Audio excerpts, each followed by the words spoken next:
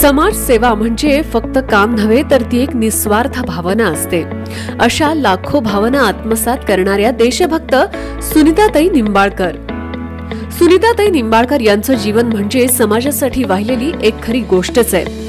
त्यांनी आई कलाग्राम फाउंडेशनच्या माध्यमातून अनेक उपक्रम आयोजित केलेत। आई या नावातच सगळं काही येतं। समाजामध्ये उत्तम समाजसेवक निर्माण व्हावे यासाठी वेळोवेळी मार्गदर्शन, आर्थिक बाजूने समाजात सक्षमता वाढावी यासाठी उद्योजक मेळावे व मार्गदर्शन शिबिर, विविध क्षेत्रात उत्तम काम करून राष्ट्राची सेवा करणाऱ्या व्यक्तींना कौतुकाची थाप मिळावी या उद्देशाने कार्यक्रम त्या घेत असतात। आई कलाग्राम व सुनीताताई निंबाळकर या दोन वेगळ्या गोष्टी नसून त्या एकच आहेत। शहरातल्या किंवा ग्रामीण भागातल्या सामान्य जनतेसाठी दुःखात सापडलेल्या प्रत्येकासाठी त्यांनी स्वतःला झोकून दिलंय।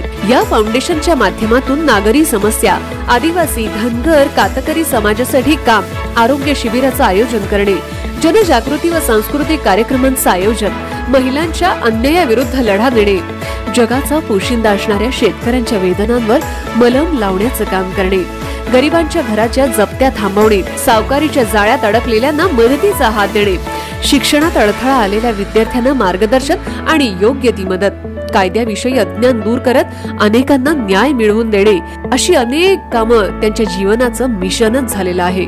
आई कलाग्राम फाउंडेशन ही एक बहुउद्देशीय संस्था असून जिथं कमी तिथं आम्ही हा उपक्रम संस्थेच्या संस्थापिका म्हणून सुनीताताई राबवत असतात। त्या म्युझिक आर्टिस्ट असोसिएशन पुणेच्या माजी अध्यक्ष आहेत। त्या एक गोड गळ्याच्या गायिका आहेत। 2023 मध्ये त्यांना बालगंधर्व परिवार पुरस्काराने सन्मानित करण्यात आलं असून गाण्याच्या कार्यक्रमातून त्यांना जे मानधन मिळतं ते समाज कार्यासाठी त्या वापरतात। श्री जितेंद्र भावे सरांच्या निर्भय महाराष्ट्र पार्टीच्या त्या पुणे शहर महिला अध्यक्ष म्हणून कार्यरत आहेत। त्यांच्या कार्याची दखल घेत अनेक पुरस्कारांनी त्यांना सन्मानित करण्यात आलंय। सुनीताताई निंबाळकर यांचं आयुष्य म्हणजे समाजासाठी पेटलेला एक दिवा आहे, जो स्वतः जळतो पण इतरांसाठी उजेड देतो। ताई, तुमच्या कार्याला मानाचा मुजरा आणि खूप खूप शुभेच्छा।